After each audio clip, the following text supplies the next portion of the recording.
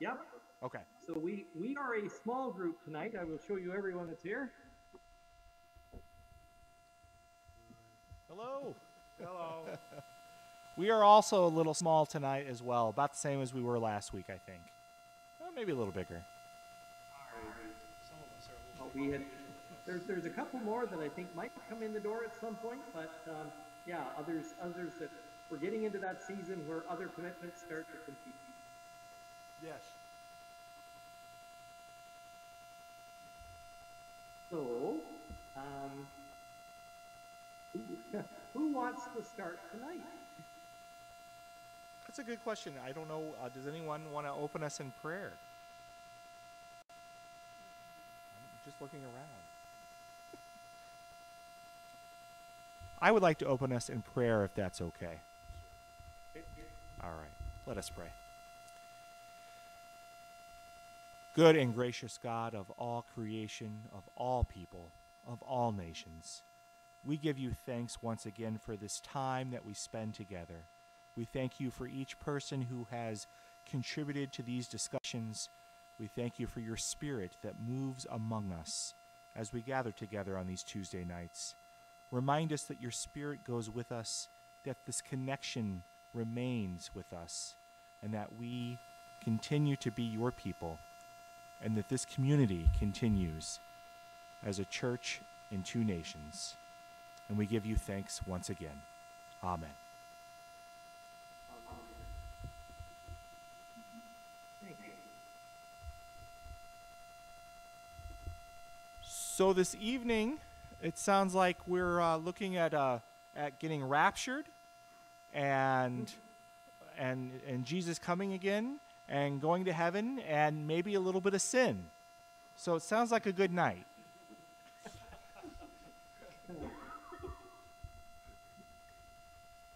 Well, I don't know about you, but I found myself feeling a bit vindicated with the way that he started the section on rapture, because that really was such a new concept to be something that was as central as it has become to fundamental Christianity. And for him to say, well, don't worry too much about it because some of it's biblical, but a lot of it is just a 19th century creation connecting the dots.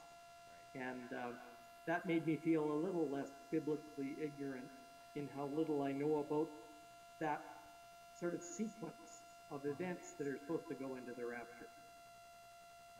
How did other folks respond to that, or is it something that's been a live part of your understanding?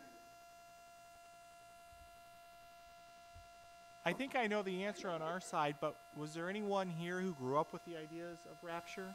And that question is for folks on your side as well. Did anyone grow up with that idea of rapture as part of their theological understanding? No, absolute zero here. Yeah. Same here.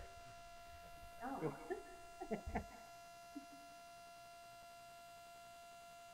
Well.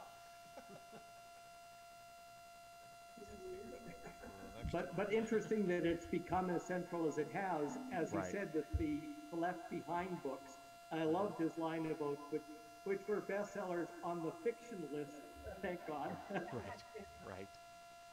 um, it's,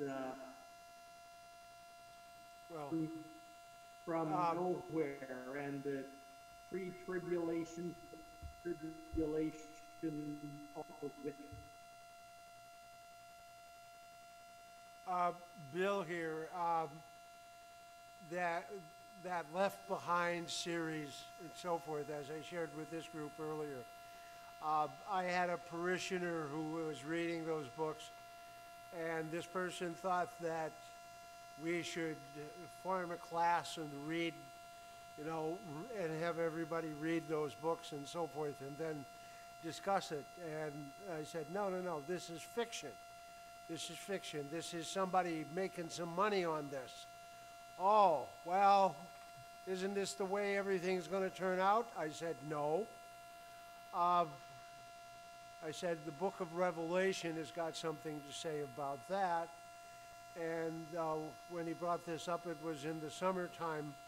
And I said, well, in September, we've been looking for a biblical book to study in terms of a Bible study in the church. And yeah, we can do Revelation and so forth. I invited him a few times to attend the class, but he never did. So I guess his interest waned.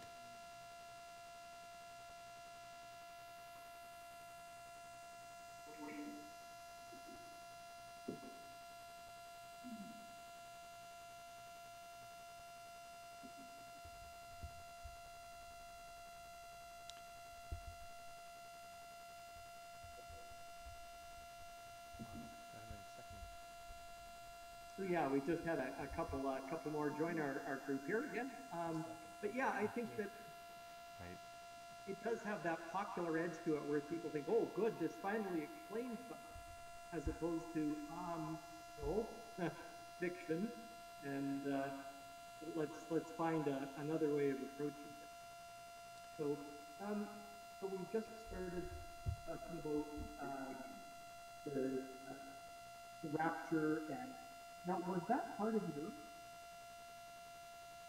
Would you, because you're the one then in the group that has, could you share something with us a bit? So Joy, who just joined us, did grow up in a household where that was very definitely part of.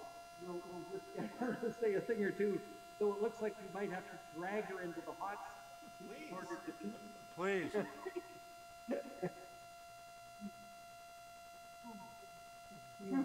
So, what's the question? Well, just in terms of like where did it sit in the overall scheme of things? Was it central portion? Was it peripheral? Was it something you remember when you were very young? Did it show up eventually, or just because it was something that to me didn't show up until probably 20 years ago. Yeah. So. Well, Okay. well, for me, certainly well before the lesson started, what I was talking about when I came in this book, certainly that was a part of the whole sin and hell thing. Like, you wanted to make sure you were going to heaven because you didn't want to be left behind.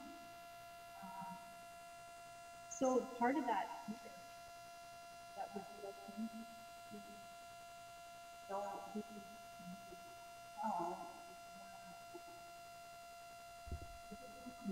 We're not hearing much.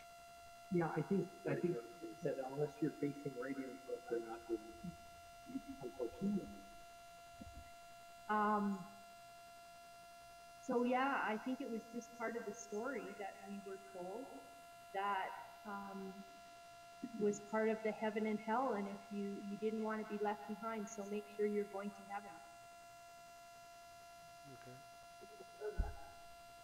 So, what? No, we had the question: did you have to earn that? No, it came with being born again. It came with being a Christian. Then you wouldn't be left behind.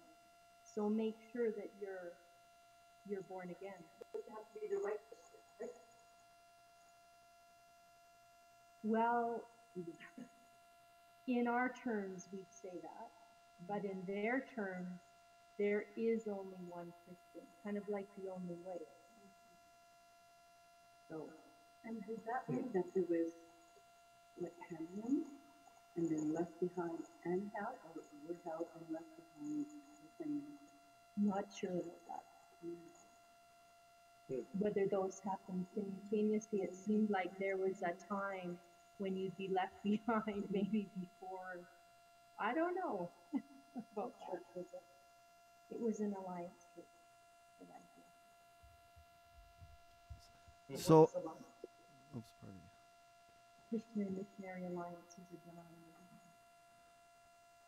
So does this all include the second coming of Christ? Yes. Yes. Yes.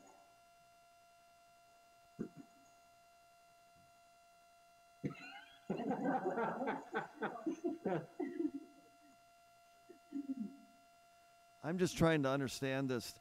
So then, is the feeling that if there isn't anything called the rapture, is that meaning that this idea of the second coming of Christ or Christ coming again is something that is not biblical?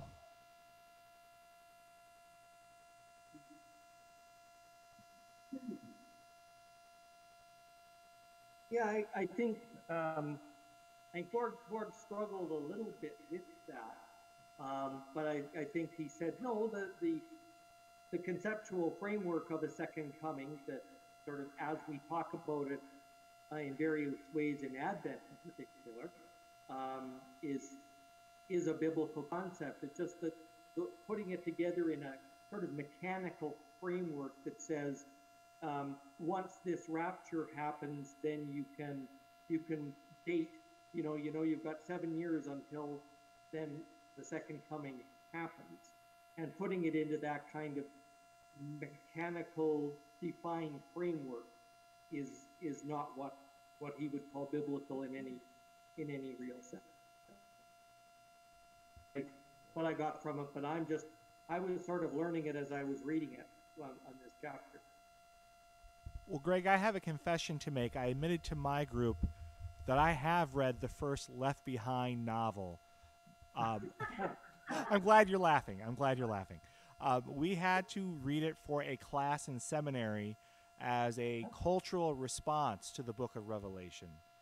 And so part of what we looked at was the difference between, to speak to Rodney's question finally, to get back to that, it took a roundabout way, is the very real differences between the biblical understanding of Christ's return and this idea of rapture, that in rapture people at a certain moment vanish, and then as Greg was alluding to, there's this tribulation period that goes on for 7 years or whatever it is, that in the New Testament understanding, which is inherited from the ancient Jewish Pharisees, you have a general resurrection at the end of time where everybody is, if we're going to talk in literalistic terms, everyone is resurrected and judged at that time, at the final judgment.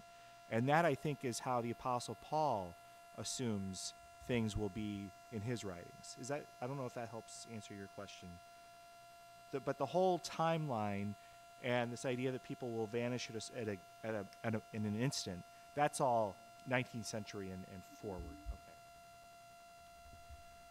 I really like how Borg ended the chapter, and Greg, you mentioned about the coming of Jesus again through the liturgical seasons, but it spoke to my heart when it said that Jesus comes to us again and again through the sacraments, and that perhaps there isn't one second coming of Jesus, but when it says Jesus will come again, it may mean he may come to us again and again and again and again.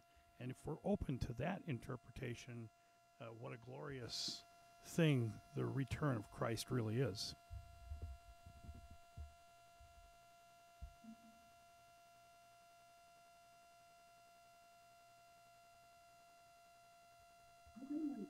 How do we know where rapture is happening?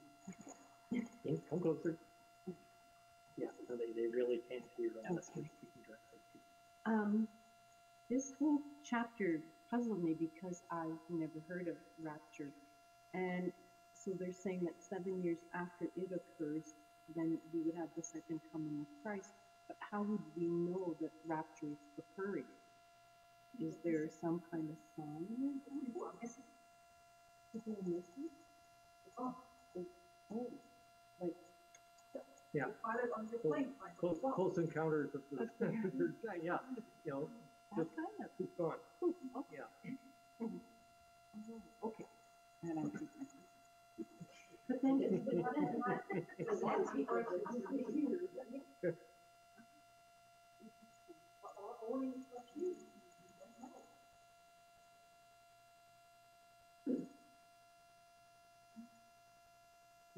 Joy, did they attach any numbers to it when you were suggest that it was going to be a big number or a little number? Okay. I wonder somewhere someone has a number? Yeah, we were just throwing the idea around whether anyone that had heard sort of numbers attached to this, whether it was a big number or a little number. I'm thinking of the Jehovah's Witness idea of 144,000 or whatever, like that there's a very limited specific number of people that are going. And I almost get that impression with Rapture that it's a pretty exclusive thing, and it's not going to be, oh, an entire town is gone. It'll be like, no, the 10 best people in your town are gone, or something like that. So,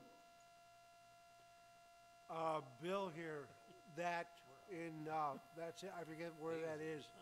144,000 is in the book of Revelation. I don't know if in Canada you folk have the group known as the Jehovah Witness or not, but Sure do. they have a tendency to focus on, yes, that they're a part of the 144,000. And geez, that's really a very small group, considering the number of people in the world and that have lived in the world over the course of the many centuries, and they're a very literal group. Anyway, so you do have Jehovah Witnesses there? yes, we do. Yep. I always had a problem with that. If they could only get 144,000 in, why do they keep going around and inviting people? Yeah.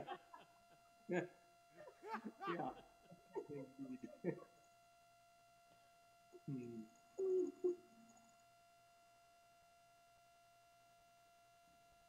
So it sounds like this part of Borg's writing, he really is describing something that is largely outside the experience of our group.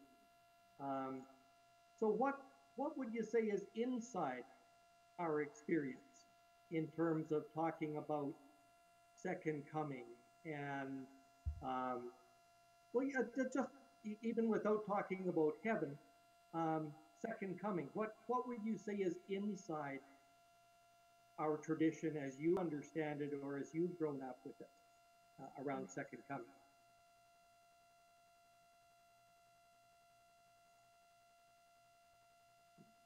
Anyone here is free to answer that too.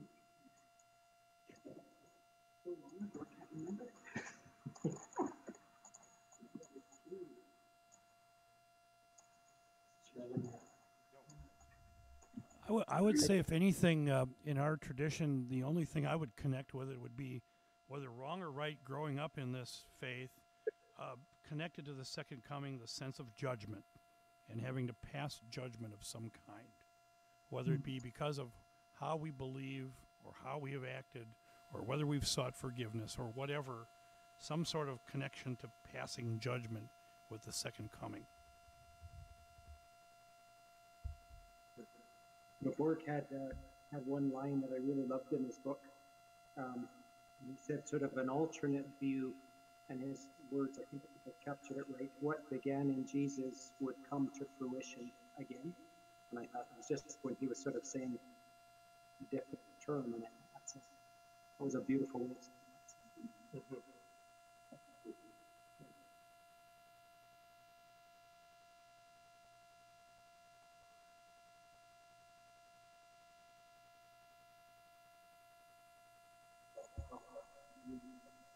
Mm-hmm.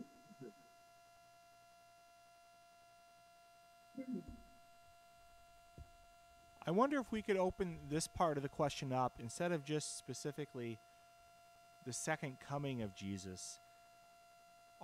Do we have any of us experienced in our tradition a sense of the apocalyptic or what our faith teaches us about the end of the world? Maybe we should go that broad.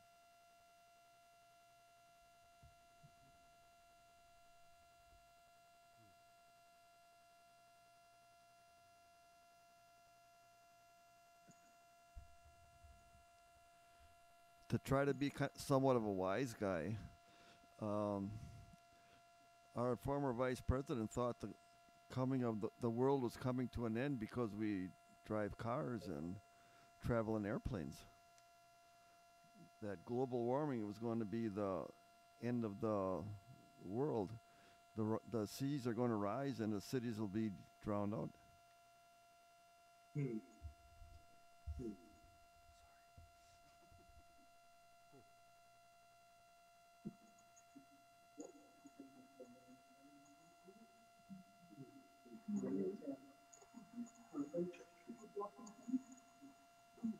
We were just tying that together with the climate forum, right, or conference that's on in Poland right now. Yeah, I mean, and I guess that's a whole other side of it. That idea of, are there things that humans have done or are doing that somehow is hastening, however we understand life as we know it coming to an end, whether it is through processes like global warming, or even things like this last year.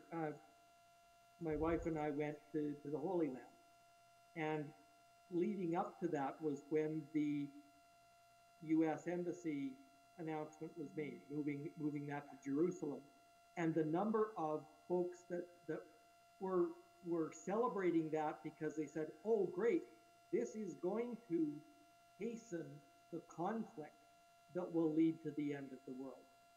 And I don't know how much, is that something that you were hearing as well, or that's what I was hearing from my friends in Jerusalem, was that's what the talk was there. That was their understanding of why anyone would even do that. So I guess just, yeah, kind of broadening it again as a political question around, is that idea of the world's end just something that is in God's hands, or is that something that has human activity attached to it?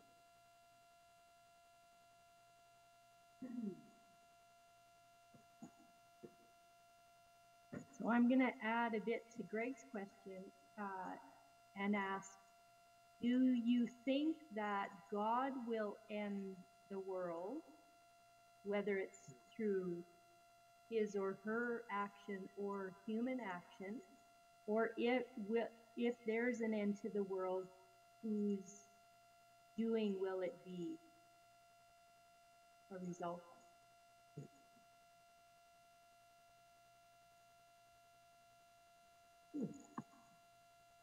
Kind of a cookie.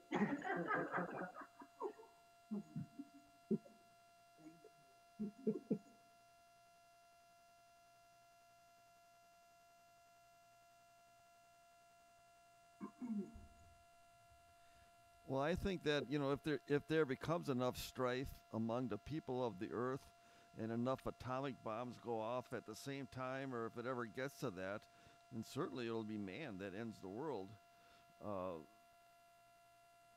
But God created the world, at least that's what I believe, so I think he can end it also. I hope he waits a few years, but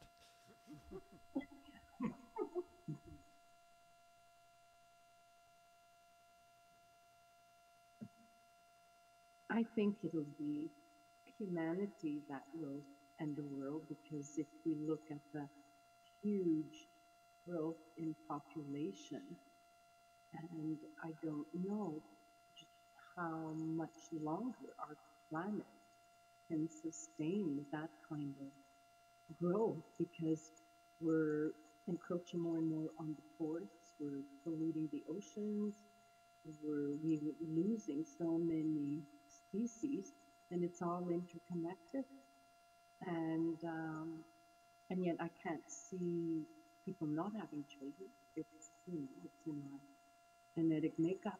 So I don't know. I think more human activity than God.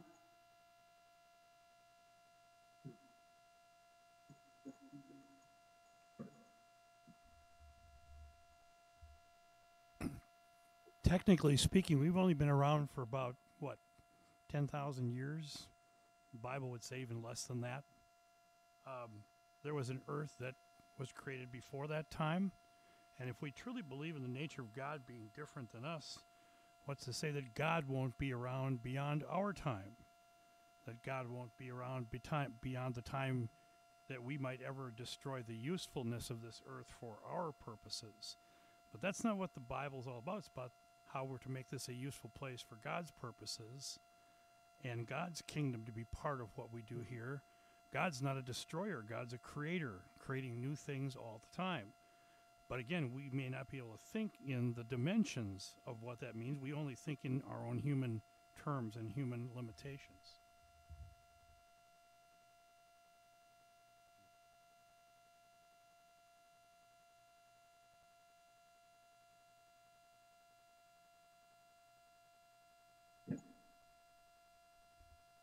I knew you'd take it.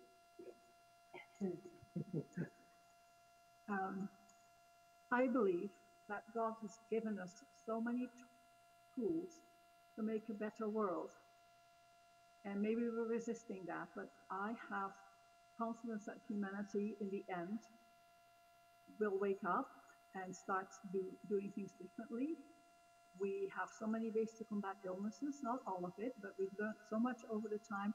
I can simply not believe that God would just abandon humanity. He is just giving us the tools, and we have to wake up and finally figure out what it is that we need to do to make the world a better place and not pollute it so much, overpopulate it so much, be selfish, whatever. I really need to believe that, otherwise there's no point in living.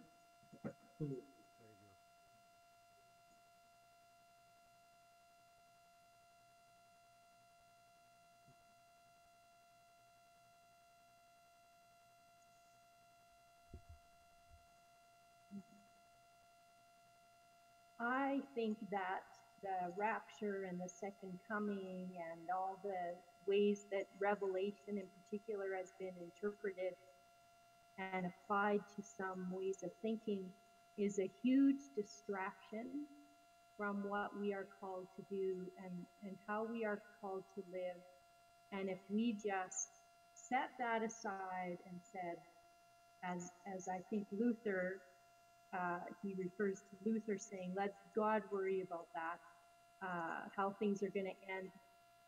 I think our job is to focus on what are we called to do and who are we called to be in this world. And I think for those denominations for which the rapture and second coming and left behind and all that is more significant, I think it takes away from their sense of responsibility for living here and now on this planet.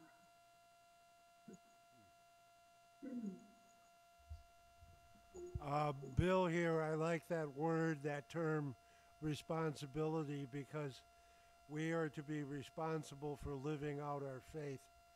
And one of the ways of doing that is in terms of loving one's neighbor and going from there. Thank you for that word, responsibility.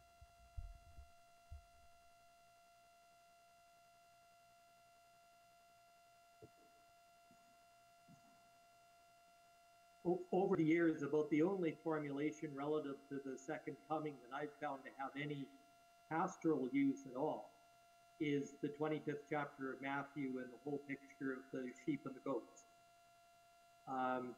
And I've never known whether to take that as sort of, well, this is a description of how things are going to go, or is this an extended parable or metaphor that describes how seriously God takes the responsibility that we're to have for one another, that those of us that live life blind to the needs of the poor and the outcast will not see a favorable outcome from this. And those of us who selflessly, with no view of it being for personal gain, selflessly serve others, loving their neighbor as themselves,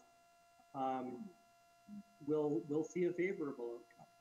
And so that I have found to be of some pastoral use over the years, but that's about the only formulation of a final judgment or apocalyptic thought that I've been able to relate to at all. The rest of it just sounds like, it's always seemed like someone else's book. for me.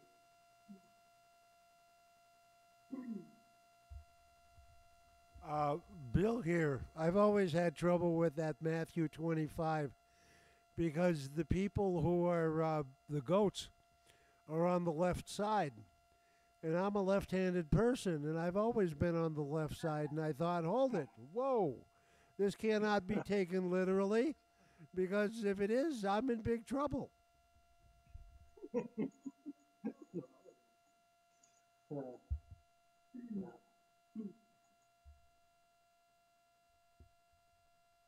Well, at the risk of making a rough transition, Bill, can left-handers get to heaven? I hope so. Oh, well, since we brought heaven up. There's method to his madness. We were switching topics there. Oh. Yeah, I was just about to do that. When we were chatting as we gathered this evening, I told the group on the U.S. side that I wasn't going to answer any questions about that chapter on heaven because I don't know.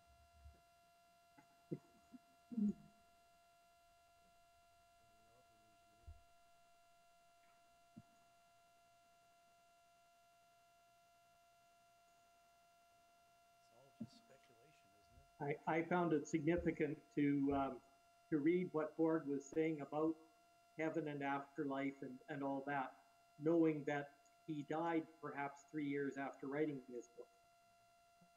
And think so, I wonder how much more he pondered that, and if he came to any greater conclusions than that or not.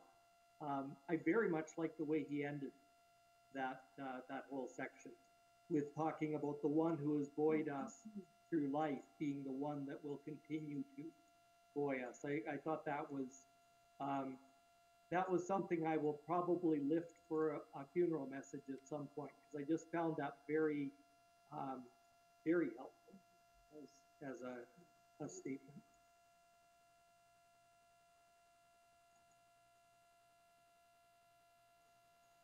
Others?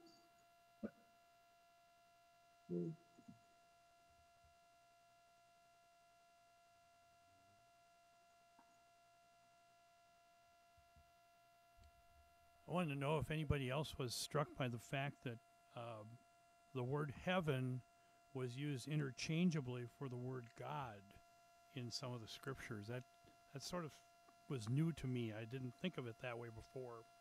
But when Jesus talks about the kingdom of God, he also talks the kingdom of heaven as being God's kingdom. And again, it goes back to that whole definition of God. Is God just an individual? Is God a wider presence, an omnipresence? And can we see God as heaven?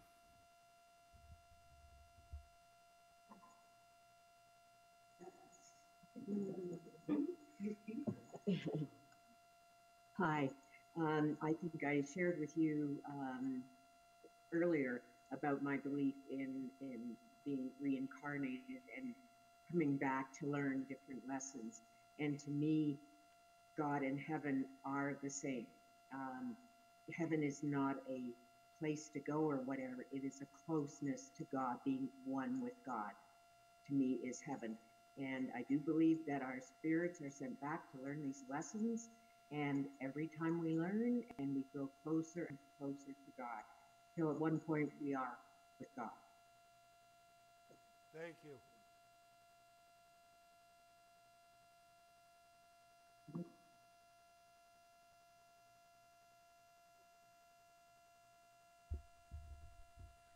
It seems that when someone passes away, it's often said by the people remaining loved ones, they say that person is now in a better place. And even the vision of them seeing their loved ones who have already passed away, also have passed away, again, is also often brought up. So what is it? Is heaven a way for the people that are here on earth to visualize or to help cope with the loss of a loved one?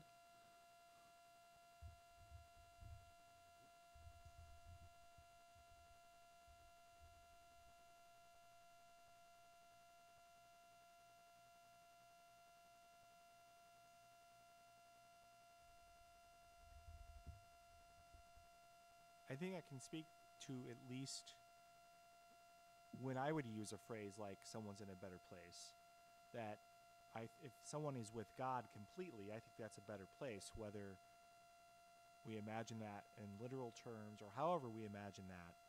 That's still a better place is what I would say. But I don't know about the rest of the question.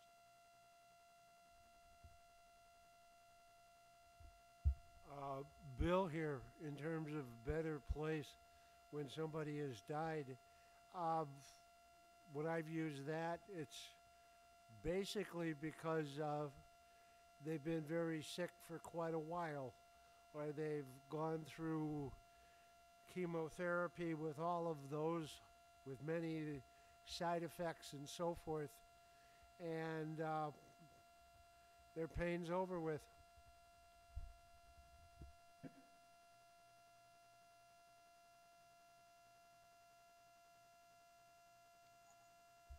I think we use the metaphor of being in God's embrace or being with love. But yet, in our smallness and our own humanity, we want to think of heaven as an address. We want the coordinates. We want Google to be able to direct us right to the spot. And we're not going to be able to necessarily comprehend what it means to be in the embrace of a being that is way beyond our comprehension.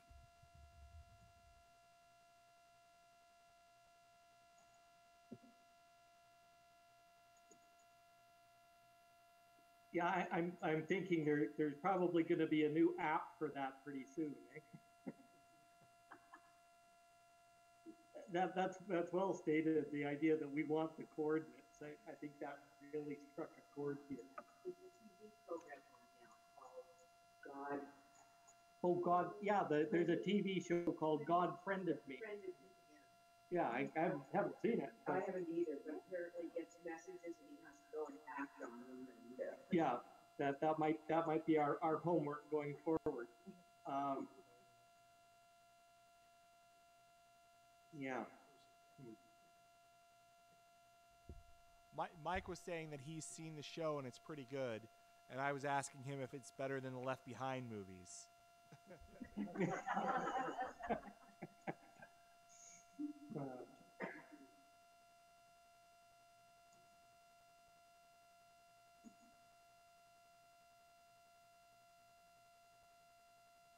I was just thinking of the earlier comment about going to a better place, and I remember 20 some years ago,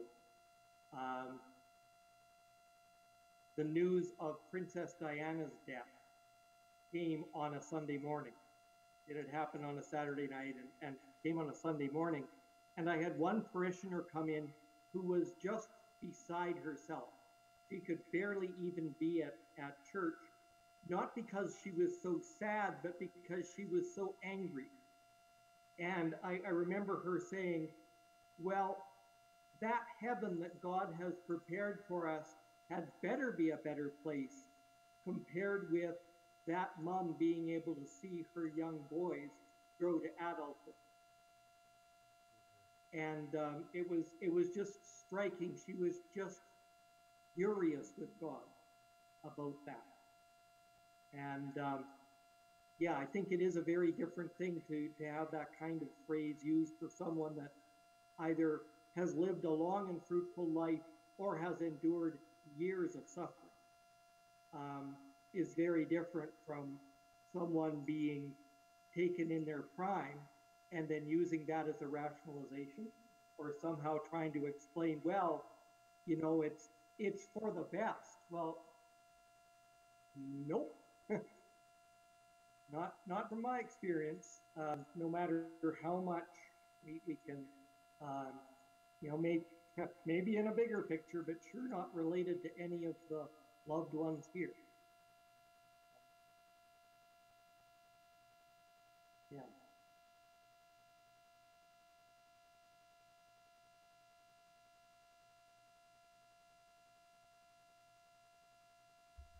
anyone have anything cheery to add? I don't know if this will be cheery, but it's different. I think just like you can't find the coordinates for heaven, I don't remember if it's in this book I read this or another book I'm reading simultaneously.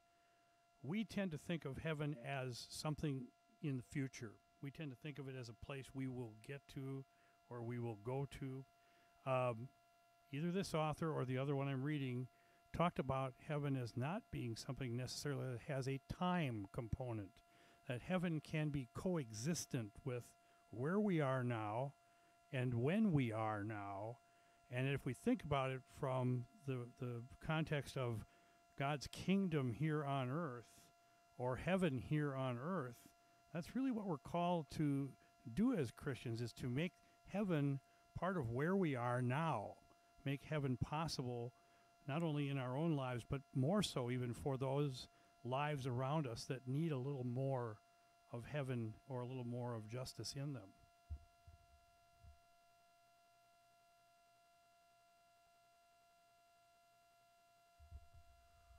Bill here.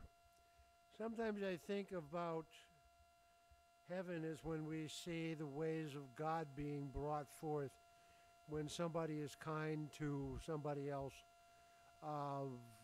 It's now called the random acts of kindness in the United States. It's been on the news and so forth just in the last day or two that a woman with an infant headed on an airplane to get her infant daughter some treatment, and was carrying the diaper bag and the portable oxygen container for the baby and all kinds of other stuff. Somebody she didn't know, a man gave up his first class seat for her because switched seats with her because looks like she needs the help. Looks like she needs somebody to take care of her. She needs the attention that the flight attendants can do in first class over and against economy. And okay, that's it said that the woman was crying and that in tears of joy, and her baby was excited and so forth. And okay, that's a spot where somebody acted in the ways of God and brought heaven to this woman and her infant, who is headed to a specific hospital. I think it was in Pittsburgh, where they, Pennsylvania, where they have some special ways of helping infants with breathing difficulties. So that's just something that's been on the news and on the internet and so forth about people being kind to one another. So.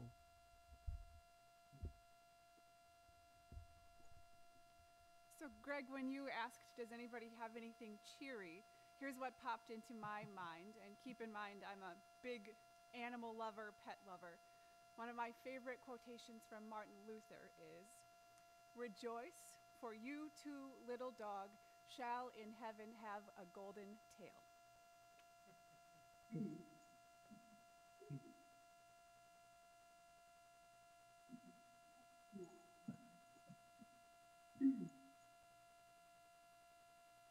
I'd like to think that heaven is a place where we connect again with those, that it's a place of love. We connect again with those that we love.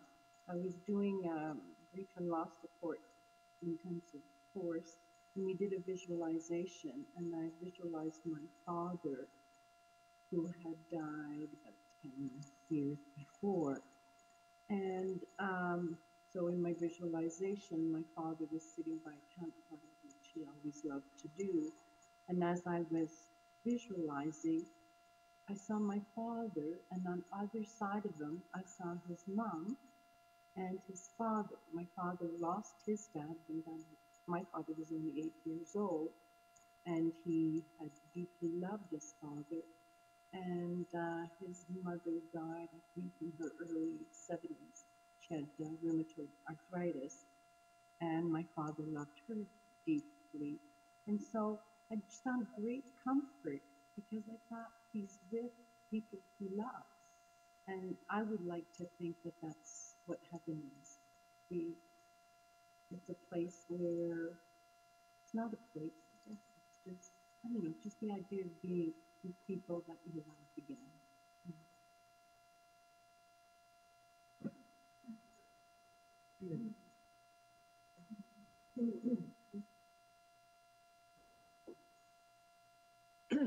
Just a little further to my reincarnation thing. I have mentioned in the past that my 32-year-old daughter passed away a few years ago, and that losing a child is absolutely horrific. And I don't think she has been reincarnated yet because I feel her presence around me. And I just wanted to say, Merrick was my daughter. She passed away, and then 7 months after that, my best friend Maureen passed away, and then that was in June, and then in December, my mom passed away. So I have and I feel the presence of all three of them, and I call them my 3M team. They're the ones up there supporting me. I don't know where they are exactly, but I know I do feel their presence, and I do know that at some point their spirit will be coming back. But right now, they're someplace, but they're around me and with me.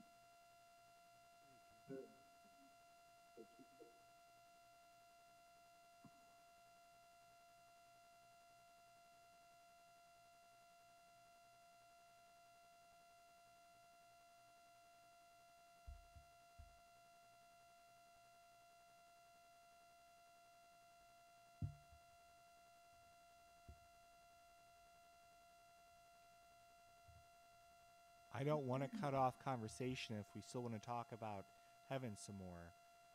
But Laura mentioned that quotation from Luther, and it makes me think of one of my favorite quotations from Luther, which is to go and sin boldly. And I wonder if that's another attempt at a rough transition to another topic that folks wanted to talk about tonight.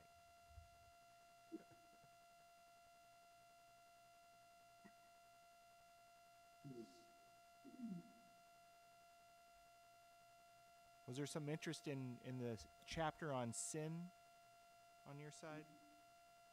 Well, there was great interest from a couple of people who aren't here tonight. Oh, well then, we can go back to heaven if you want. Or I guess to throw it open, because this will be our last time as a cross-border group in this form anyway, and with this book.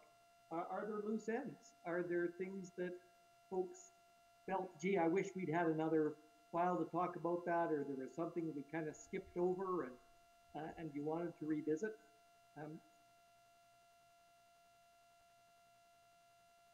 It's the wild, wild west now.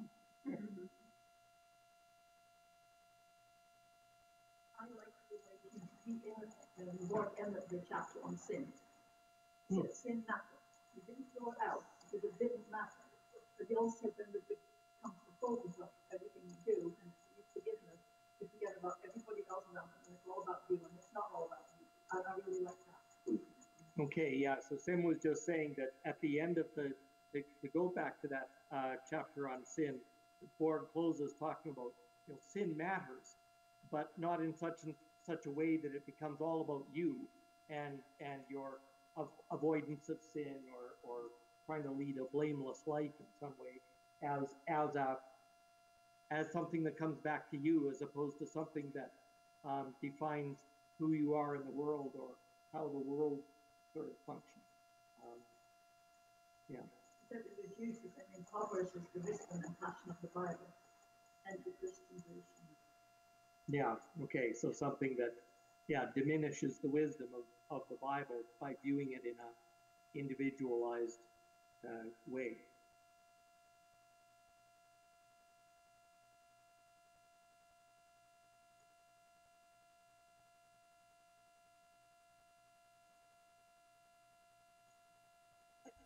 I guess what I'm drawn to is more kind of if there's nothing that is sort of an unfinished business, or is there something, Chris, that is sort of unfinished or that you wanted to revisit? It doesn't appear so. Okay. I guess what I'm wondering then is, oh, there is one. This might be a Laura question. So on the chapter about sin, reminded me of how some people feel that human beings are born sinful or in God's image, and how do we wrestle with that? So my Laura question would be, were you born in sin? No. No, she said.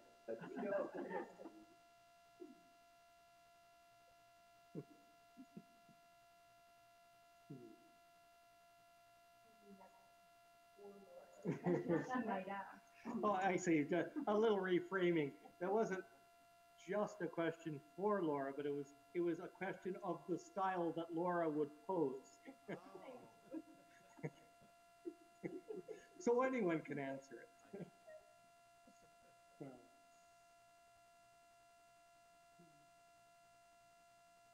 Anyone here too?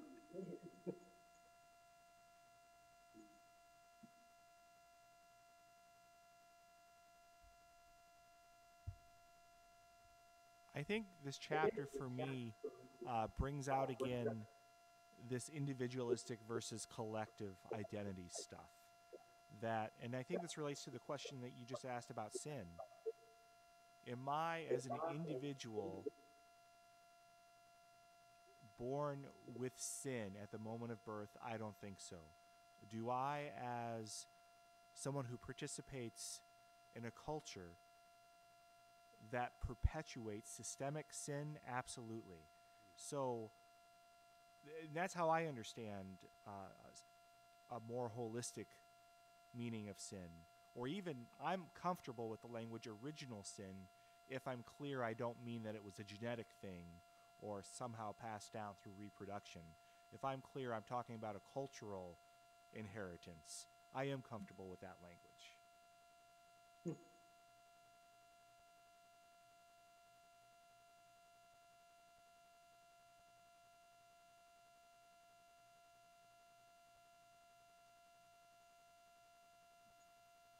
I have to admit, I didn't revisit that particular chapter, but over the years, I've always thought as sin and separation being synonymous, that the state of being sinful is being separate from God. And as you were saying, Chris, then yeah, am I born into a societal or even a personal propensity to want to separate myself from God? Yeah, well, it would appear so.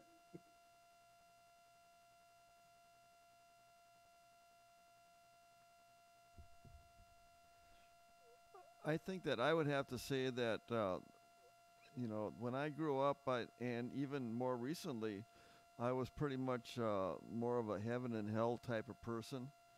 And that's kind of where my beliefs. But after reading this book, and I haven't read all of it yet, I plan on doing so. But at least it's changed my mind a lot of things, and a lot of different ways of looking at things.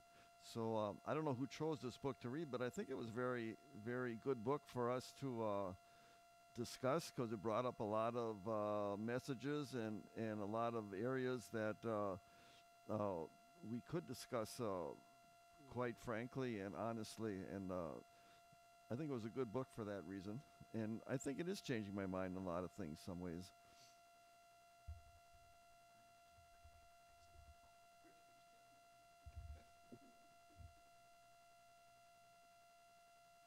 Yeah, thank you for that, Rodney. I guess that might be sort of a thing for us to move towards in closing. Like, are there things that were particularly changed for us, or things that were solidified in reading Borg's book? Are there sort of lasting impressions that go with you?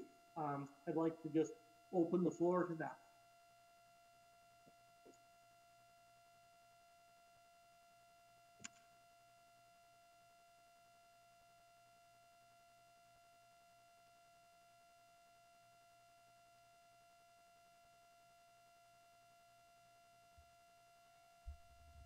I would just share that the book has only been opened wider than even imaginable because of the ability to share the perspectives of the individuals in both places and hearing how different people look at different portions of the book.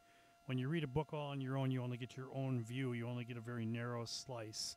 And I appreciate the opportunity to hear all of the input from folks here who have really strengthened my understanding and view of the various perspectives that are offered. So thank you all.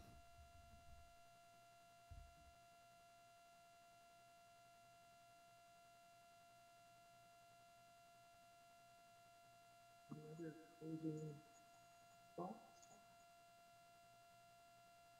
Someone?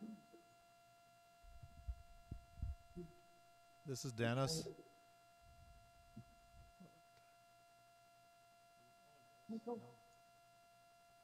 I guess I've been I haven't spoken a lot, but when I went through the whole book, and it's really changed my views on a lot of different things and opened my eyes to many different scenarios.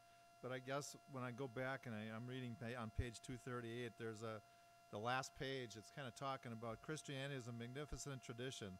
Like all religious and human traditions, it has its shadowed side, but at its best, it's about truth, goodness, and beauty. And it addresses the two great human yearnings for longing for personal transformation and a desire that the world be a better place.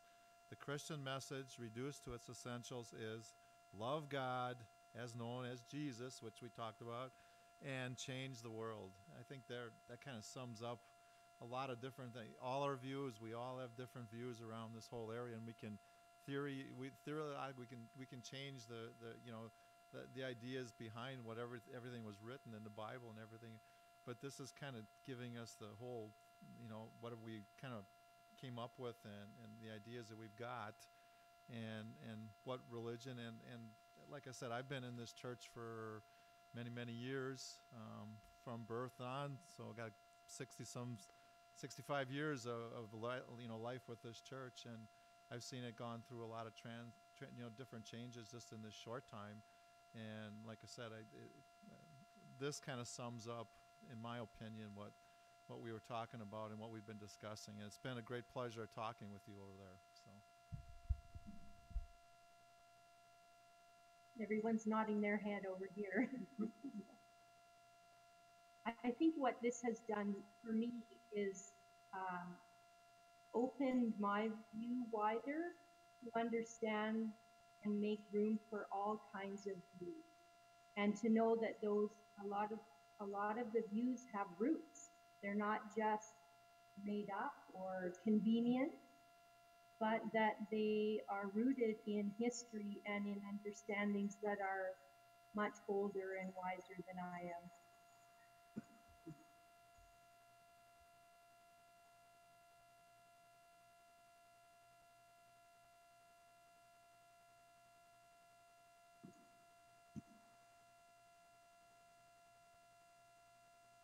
For me, I think the whole process is just in one way mind-boggling. I was just checking our distances here, and it looks like we're about 2,500 kilometers or 1,500 miles apart, the one part of our group from the other part of the group.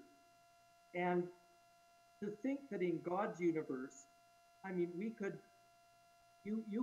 have gone with a group that was 1,500 miles southwest of you and had an expanding experience with people of God, because that's what God does.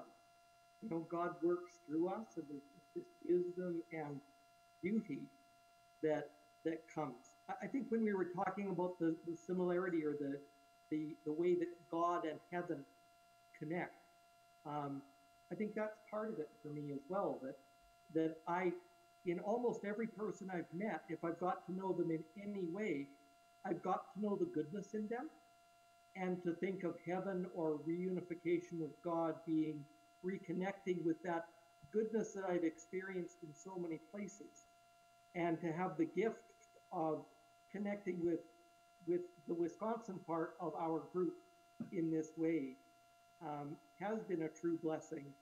And it just says to me, wow, like we could, let's Let's keep doing stuff like this between us, and let's keep viewing our neighbors in every direction in that same way. There's just a great thing for me that's happened here, and a small thing and a big thing.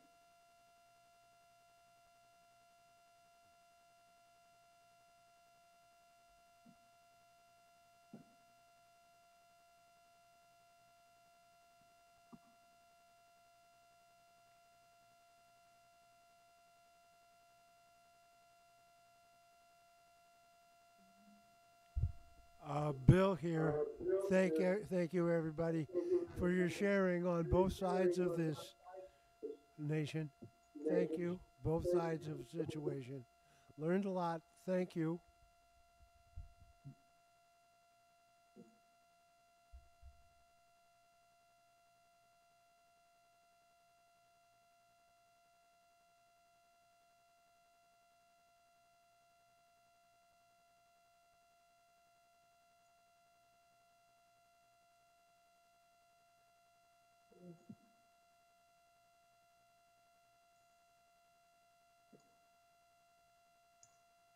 Well, that's sort of sounding like a final word from where I'm sitting. Anything else that? I just want to say I think this has been a delight as well, and thank you all for continuing to come out week after week. I imagine it was even colder there than here these last few weeks, and I know it's hard to get out when it's dark and cold, and showing a commitment to a community says something, and I think we all appreciate it. And I don't think we're going to build a wall between Canada and the United States.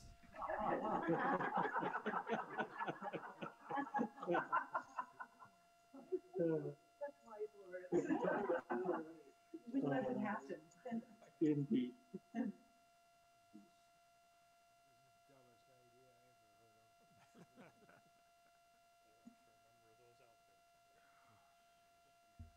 Well, I know it may very well be my turn, but I'm going to be very selfish here and ask Laura, would you close us with a blessing? I'd be delighted to. God of North and South, God of East and West, indeed, we are witnesses to the beauty of your love and presence which transcend border and boundary and even difference. And in that goodness, we rejoice. We thank you for each of our conversation partners, for all of the ways that we have been challenged and stretched, the ways that we have been inspired and changed. May your presence and power continue to lead your people in light. May your goodness be known in the ministries of Ralph Connor Memorial United Church, St. Peter's, and Emmanuel United Churches of Christ. Send us out, O God, filled with your abiding peace, as we go our separate ways until we meet again. Amen. Amen. Amen. Merry Christmas to all. Yes. Thank you so much. Yes, have a blessed Advent, Merry Christmas, and we will stay in touch. Please. Great. Good night, everybody. Good night. Merry Christmas. Good night. Merry Christmas. Christmas.